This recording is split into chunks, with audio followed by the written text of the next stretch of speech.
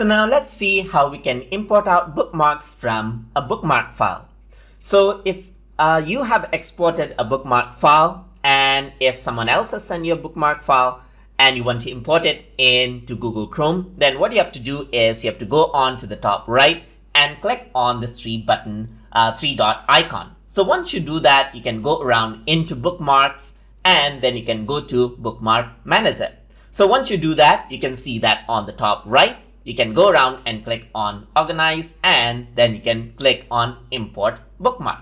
So once you do that, you can navigate around to the area where you have the bookmark file stored out. In my case, you can see that it is stored in desktop. So I'm just going to select this file called bookmarks. So I'm going to open this out, and what happens is that you can see all of the bookmarks within that file has been imported right here.